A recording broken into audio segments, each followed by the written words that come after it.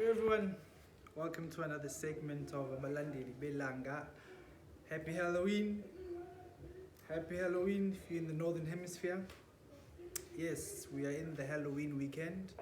I hope you guys are having a great weekend. I hope you guys had a splendid Saturday. And yeah, it's a happy Sabbath to the Saturn or the Satan or the Set Day keepers, the keepers of the Saturn Day Sabbath. I am coming to you looking very witchy, as you see, very witchy in the hour of Venus. We are in the hour of Venus, the ruler of i-NKoMo Zulu, or the ruler of Zulu, i-NKoMo Manzi.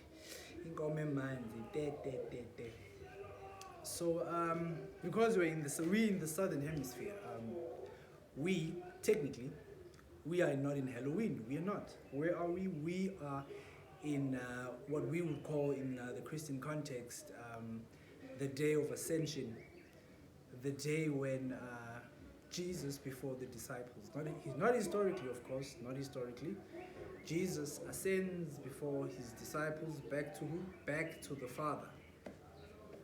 What this means now in the inner mysteries is that sunlight in the southern hemisphere, the amount of sunlight is going to get longer. When you get up in the sunlight, it's going to be earlier in the morning, and sunset is going to be later, just after 7. I think normally, sometimes it even goes to like 20 past 7 sometimes. So yeah, that is the time period that we are in, and because now we are in i-NKoMo, we are in Taurus, or we are in i-YiHLo, the bull of labor, or the beast of the season of labor, the bull that pulls our plows. This is where we would actually place our Labor Day. The flip side of May Day, if you're in the north, that's the flip side. So this is where our Labor Day would be, because this is the time for hoeing the soil. This is the time for touching the earth. That is why the sign Taurus or i-YiHLo is said to be an earth element. Yeah, I have to get in character, but yeah, that is why they say that. Now the word May or Maya actually comes from the Sanskrit, the Maj or May, meaning motion, meaning movement. Ukunyakaza. As I mentioned in the previous video, that the cerebellum coordinates motor function in the 12 houses of Israel. It coordinates balance, it coordinates walking, it coordinates standing, our voluntary movements, muscular activity, and of course, speech. Speech, where the words of power come from, where the hekau come from, where the 50 hekaus come from our speech. That is where we are. That is where we are. The throat chakra. The throat chakra, let thy kingdom come, if you are looking at the Lord's Supper. And of course, if you have a weak throat chakra, you cannot speak your mind. You can't express yourself clearly, which is a problem in a world where we are often judged based not on what we have to say, but on how well we put it out there, how well we put it across. You can, in the world we're living in, if your throat chakra is not working properly, you can be the most brilliant person in the world. But if you can't express yourself clearly, if you can't express yourself succulently, your genius or your opinions will be overlooked. You always get cut. So you need to make a habit of exercising your throat chakra with mantras, affirmations. Oh man, there's gazillions of data that you can use for mantras. If you want to use the chakra system, You can use, oh yes, the vowel sound. Ah, sorry. You can use that vowel. Or you can play with it. You can play with it. I come from an Adventist background, so already that I'm thinking hamba hamba vangeli hamba vang. You can play with it. You can use anything. For example, if you're chicken-hearted, you can use an affirmation. I am not afraid. I'm not a coward. Repeat it over and over again.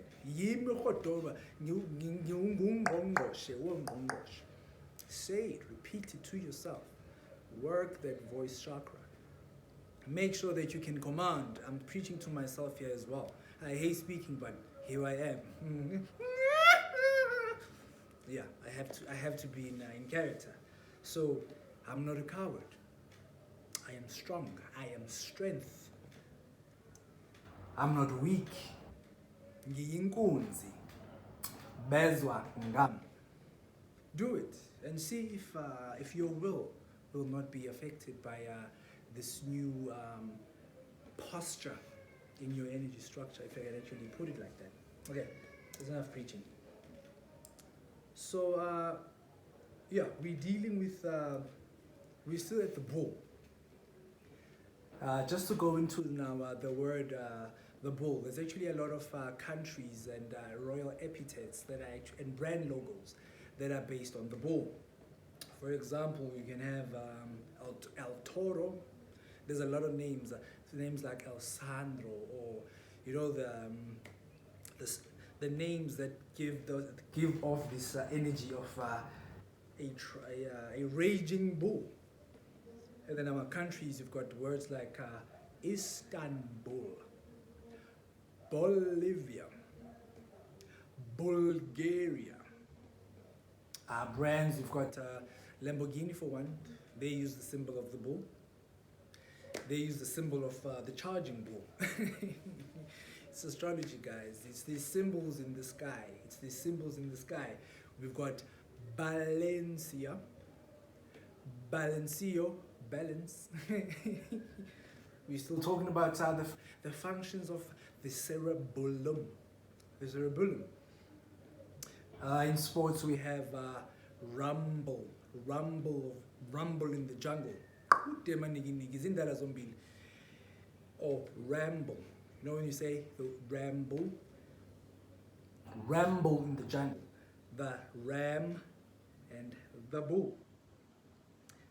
The war between the ram and the bull. Or the war between your lower self and your higher self. Or the war between Jesus and the devil. Or Heru and Set. Remember, this is the throne room. The cerebellum is the cerebrum is the throne room. The cerebrum, that is where you find the cherubim. It's the same word. That is the throne room. That is where the seat is. That's where it is.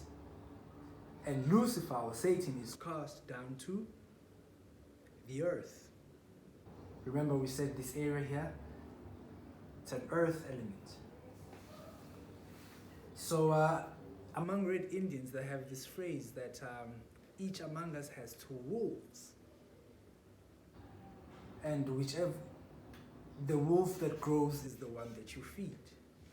But I'm not for starving the one wolf and just feeding the other, because then you become imbalanced. We need to be whole. We need to be holy. We need to be holistic beings. So I will say, feed them both. Feed the two fires, that they may complement each other. Izandla ziyagezana. Izandla ziyagezana. Complement them so that they may feed. They may feed the different houses of Israel, or that they may food in the temple of Solomon, or in the temple of the soul of man. So just to get a bit into detail now, concerning the star cluster Taurus. There's a star there, not a star cluster, but over the years it's happened that the word has become used now just for a specific star, but originally it was a star cluster. ELDeBaRaN, you can hear the word, meaning the follower of the sisters, or the follower of the Pleiades, of which it's Isilimela in our culture, so the seven sisters. Or Hyades, yes, or Hyades, that's the cluster there. Or u-YiHLo, the bull's eye. The bull's eye, it looks ruby red when you look at it.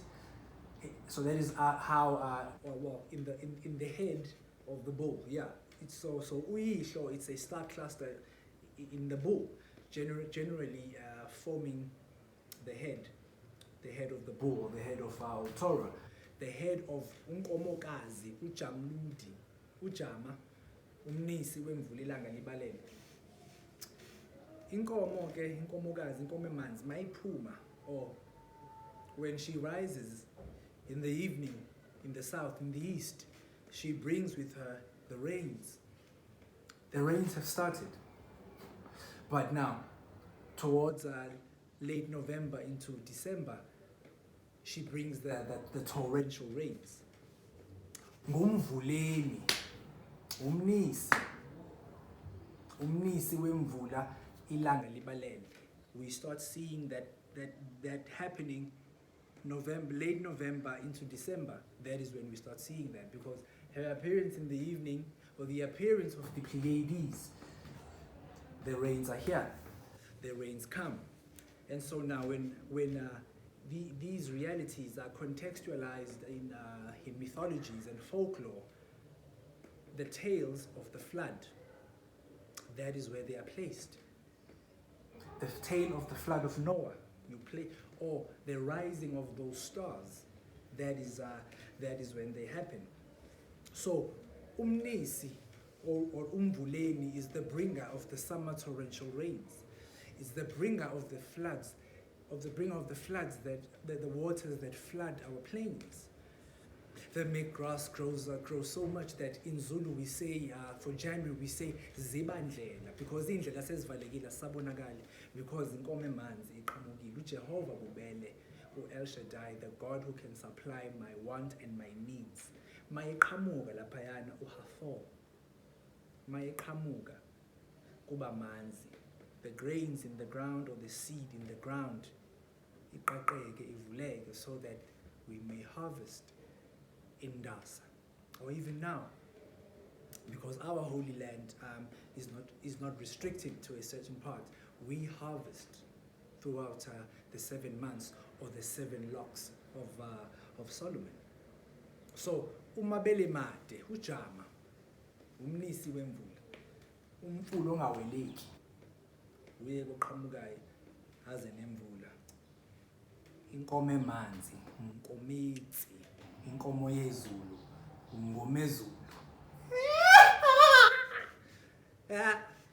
Anyway, speaking of rivers, again now, to take the story of the downpours. In the Old Testament, the wet season is allegorized as the story of Noah, a tale which seems to be a composite of the Epic of Gilgamesh and the famous voyage of the ship eYago in the Greek version of these stories.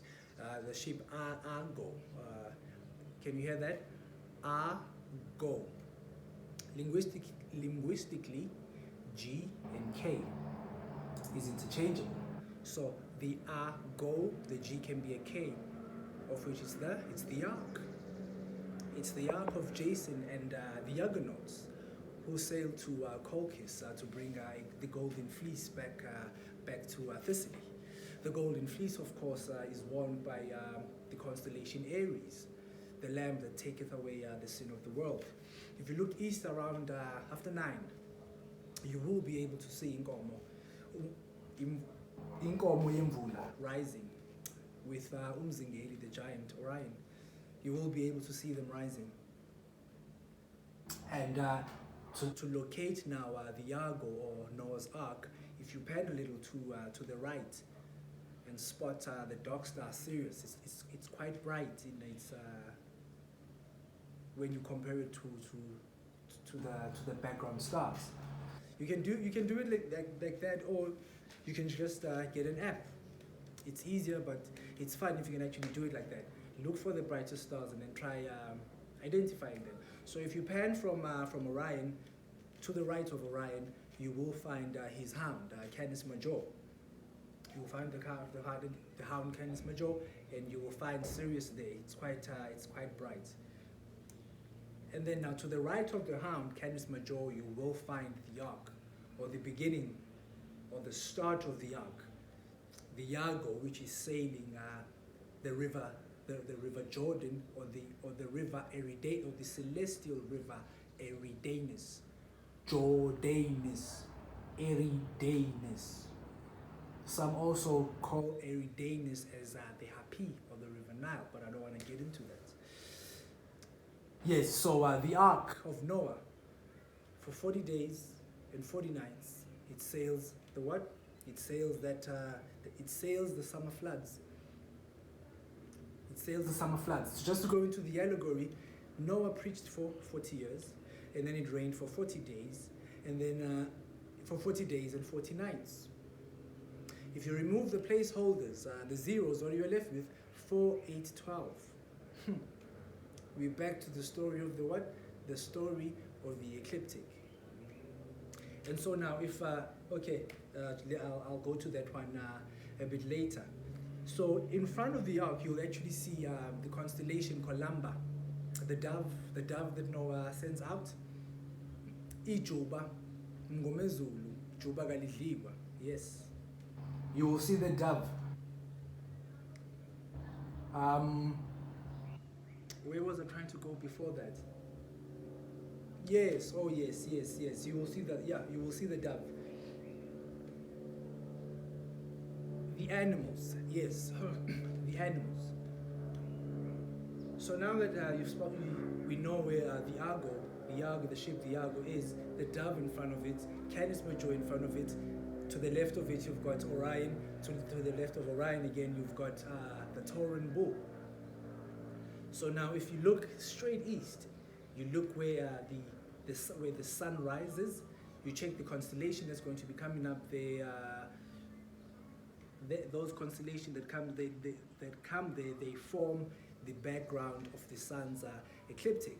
So if you actually work your way up, you will actually find the animals.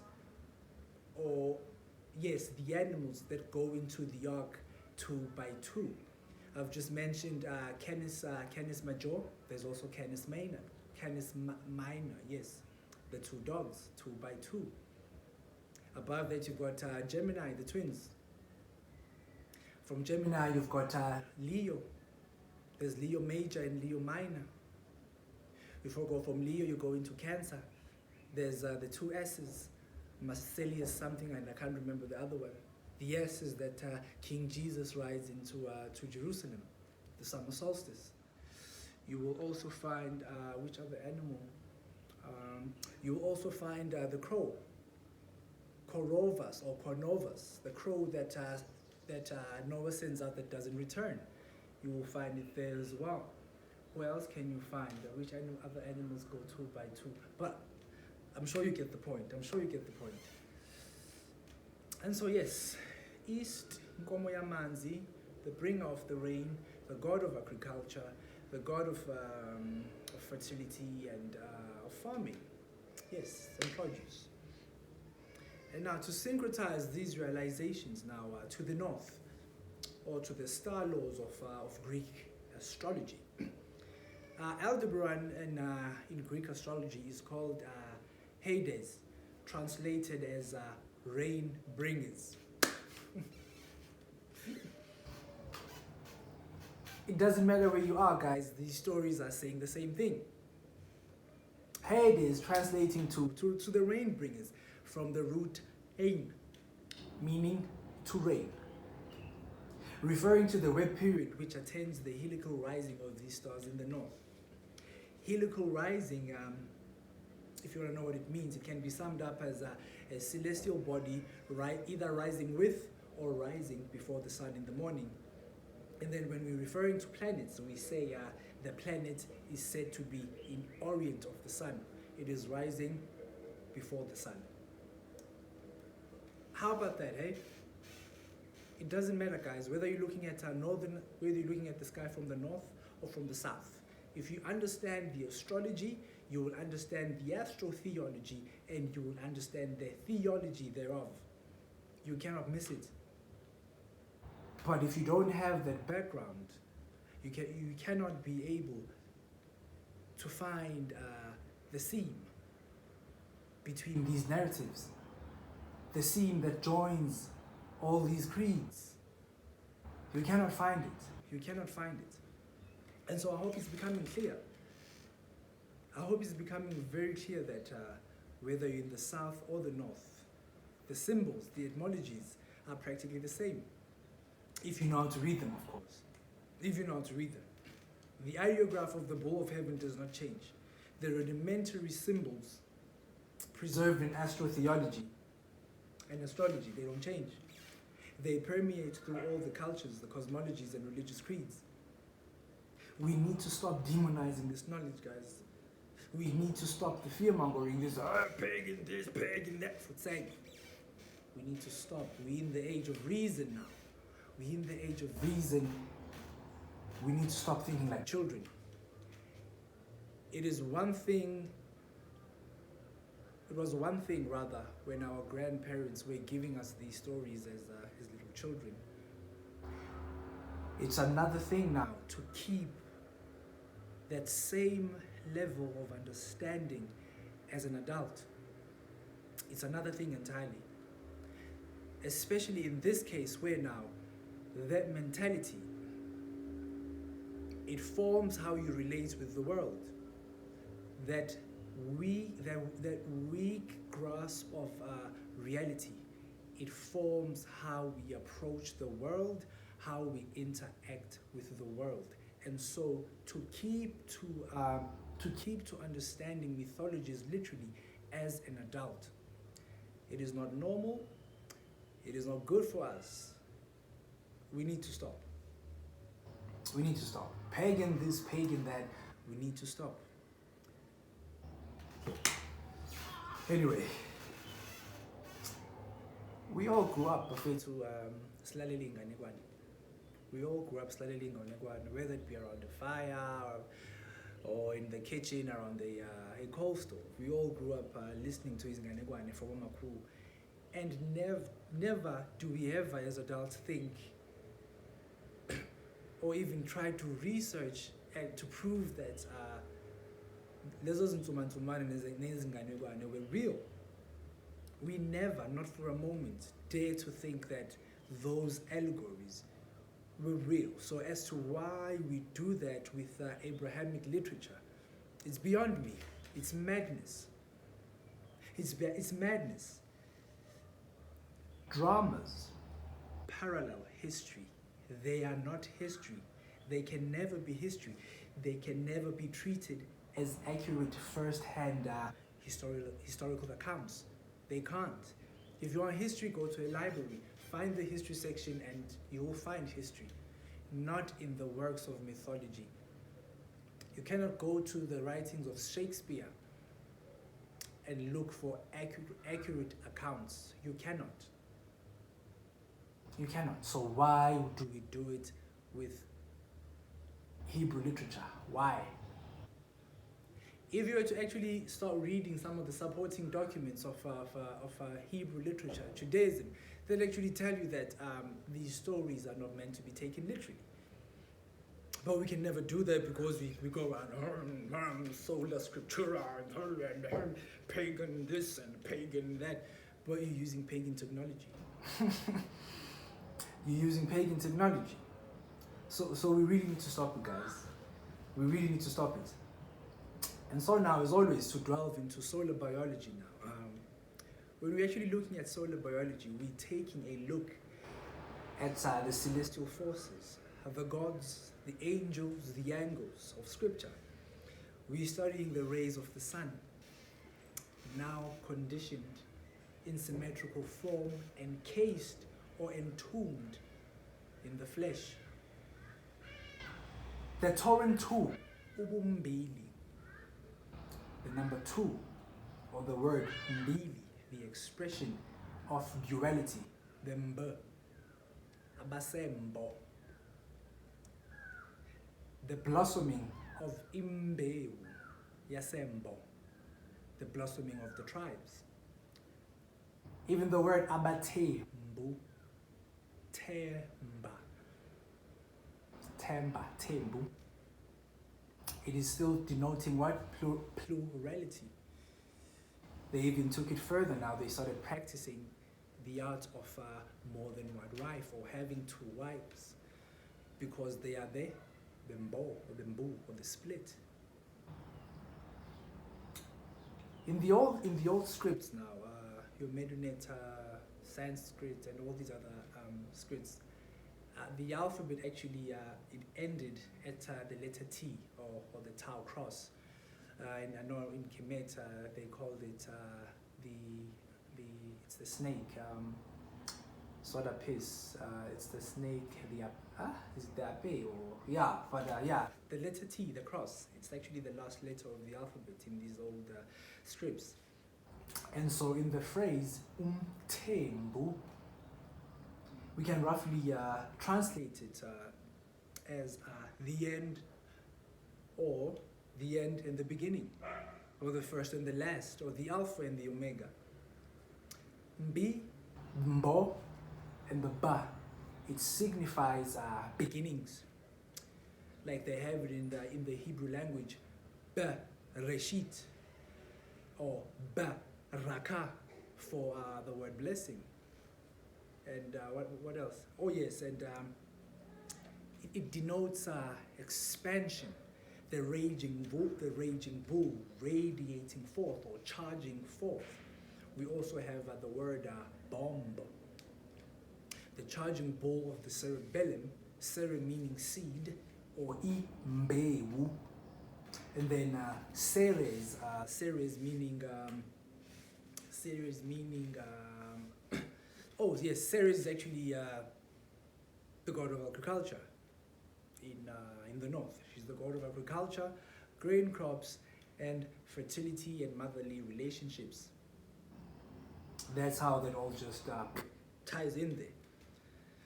And so now among the Neolithic farmer cultures, these attributes are bestowed upon the holy sacred cow. We also have Bellum, which means war. Cerebellum, meaning war, or ingxabano, not to use that one, or udlame, war. In Zulu, you heard the word udlame. It denotes friction, udlame, ukudla, ihlati. All those words, they denote, or that they denote friction. And so now, yeah, the Neolithic farmer cultures, we let me not say I'm talking about people. We bestow these principles upon this time period, upon the energy that is currently taking place right now. So yes, Bellum means war, contention, antagonism. Like I said, oh no, I haven't gotten there yet. Other related words, isibamu, ibomu, isibamu, parabellum, parabolum. We also have, oh yes, the Roman goddess of war, Bellona, or Bellona, Bella, the bell. You know that the bell is actually shaped, it's a boob, guys. It's the boob. And then we have the teeth. That's the bell. Baal, for Lord. Bello, beautiful. Bella. They're all related to the bull. To take now this there's a bull, or the split aspect, or uhlukana, to take it now to the Christian context. This equates to the war in heaven that culminates with the light bearer Lucifer taking on fully the role of the boogeyman and being kicked out of heaven. Being kicked out of heaven, cast to the earth. Woe unto the inhabitants of the earth. It's the drama. This is where the idea of thesis and antithesis is born. When spirit becomes entombed in matter, creating the illusion of separateness from the eternal oneness with the Father. It happens here. This is where the illusion of duality creates form. This is where the illusion of gravity creates the appearance of form. I say illusion because I call it an illusion because it is still that same coin. Only difference now is it appears to have two sides. And that is the nature of duality. It appears as if there's a war between Jesus or God and the devil. It appears, but these are actually two faces of the same coin. God on the one side, Lucifer on the other. The positive principle on the one side and the negation on the other, or Adam on the one side and Eve on the other side. The masculine and the feminine. The positive and the negative. These two principles. That is where the double-mindedness happens. In the Hebrew version of things, it is well in heaven. Before Lucifer gets kicked out, they are all in one accord. They are in oneness. There is harmony till iniquity is found in Lucifer. Oh, Lucifer. But don't judge him. Don't judge him too harshly. See, it is the iniquity or unevenness or unequalness, the vibration, the abara kadabara, vibara or vibration. It is the vibration that begets form. Rhythmic vibration generates motion, and then motion creates the illusion of substance, the illusion of form or matter. These two poles or these two sex pairs are eternally codependent. They cannot be separated. You cannot have one or the other. The drama between Jesus and the devil, the twin sexed pairs, it is this scuffle between these two principles that actually weaves this universe into visible solids, liquids, surrounded by invisible gases, surrounded by the worlds beyond our senses. It is this, yes, my boy? Yes, I'm still busy with my lesson, ne? It is these two principles. And it is, if you think about it, there is no other reason. It is for this reason alone why the villain is always given a chance to escape in these dramas. Check it out. It doesn't matter. Think about it. If you were to take this literally, God creates the heavens, He creates Lucifer. He's all-knowing, omnipotent, omnipresent, omni-this, omni-that. So when He created him, He knew that there's a chance he's going to do what? That he's going to sin, or whatever, or fall, or whatever. Or be proudful, or be proud, because he is taking on the role of the ego, the ergo, or God. You have this all-powerful God who creates this being, knowing very well that eventually he'll be up to no good. He still creates him, and then he gives him like a long rope that has created so much drama for us, instead of just what? Instead of just killing him. Those are the implications if we take it literally. But if you understand that it's a drama, the show must go on. If you understand that it's a drama, then it makes sense why Lucifer said, whichever villain, whichever boogeyman in these stories, even when we were kids, the villain is always getting away. Look at the trilogy, the Transformers. The Decepticons the chief Decepticon, he's always getting away because the story must continue. For there to be an illusion of substance in matter, there has to be motion. There has to be motion. Just to give you an example now of the illusion of substance in matter being born out of motion. You see my finger here on my hand. If I were to start doing this and moving it faster and faster, eventually that entire 90-degree angle is going to start looking like there's something solid there. Okay, I don't think I can move it fast enough, but I wanted to do it with okay, let me grab a wheel.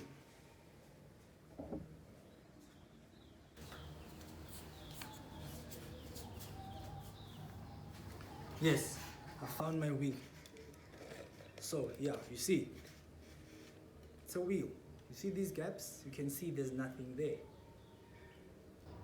But spin this fast enough, you will find the creation of substance in matter is the illusion of substance in matter is created. You spin it fast enough, it actually looks like there's matter that you can touch it, of which that is how the physical world is being formed. It is through motion. And so if these two principles, these seemingly two principles that are seemingly fighting against each other, if one should overthrow the other, then the illusion of substance in matter does what? It would implode, basically, or basically explode. Yes, so there is no story without the antagonist. The drama must go on. If the drama stops, if God one day wins against the devil, we will cease to exist. Babamoto actually puts it nicely in the opening pages of i-NKoMo, My Children. He says, may these two spirits, the spirit of hotness and the spirit of coldness, may the raging war between these two spirits, may it rage on forever. Because all life hangs on this principle of friction, this principle of udlame. Should one overtake the other, all life will cease to exist. In the allegory, he says, it is the sparks, or to say it in Zulu, or to say the ashes or amalahle from this war between the nothing and the living spark. This war between God and the devil, whatever you want to say, it is this war. It is from the ashes or amalahle of this war that the great spirit Ma was formed. And then from these ashes also were the stars and everything else around us formed. i-NKoMo, my children, peace and love unto the ancestor of Babamoto. That is a Bible. That is a metaphysical school right there. But if you have iNKa, only if you have iNKa to break it down for you. And so as we say in Yesintu, izandla ziyagezana. One hand can't wash itself. You need these twin poles. You need these twin poles. John the Revelator puts it quite nicely when he says, in the beginning was the Word. And the Word, oh, it's getting dark. 39 minutes. Okay. And the Word was with God, and the Word was God. Oneness. Completeness. Oneness with the Father. Also called eThongweni. To take it to physics, also called counter space.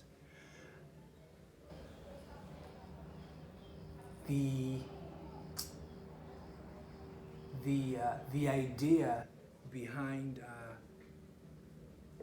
the realization that there might be a grand unified field where all the premises of science and quantum mechanics and whatever you have, where they can be all syncretized and made into one thing.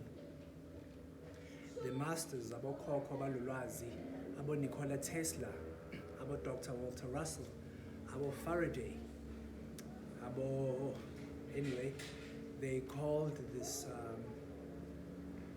this nominal fluid, they called it the ether, of which when it becomes under tension or pressure, when you're now looking at the effects, they call it the dielectric plane.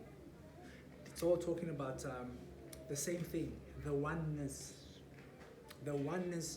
before the let there be light, the oneness before the descent of light into form, into matter. The energy vibration around this time, it is of that effect. It is of the point where formation starts manifesting. The Christian writer Henry Baraclow actually sums it up perfectly. In his hymn, he says, out of the ivory palaces into a world of war, only his great eternal love made my Savior go. That's how he put it. Jesus leaves the bosom of the Father, the ivory palaces, Jerusalem, i-NKoMo. He leaves the Holy of Holies and comes down into the world of ego, into the world of war, into the vibratory world, into the vibratory world. If you go deeper into these lessons, that is what this means. In the language of the New Ages, oneness with the Father can be expressed as that still point between thoughts, or that still point between thinking, that still point between drum beats, that point neither here nor there, that point that escapes as you think you have found it, that point that embraces you when you are least expecting it. Ithongo ke lelo. Emathongweni, the dielectric, the ether, counter space, dark matter.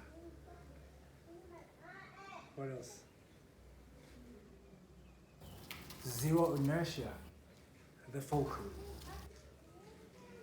But yeah, we were talking about the i-NKoMo, and yeah, I think that's all I had for today. That is all I had for today. So I'm off to the Halloween party. Thank you for listening, guys. I hope you enjoyed this one. I have enjoyed this one. My voice chakra has opened up a bit. So yes, guys, thank you. Oh yeah, don't forget to hit the subscribe button.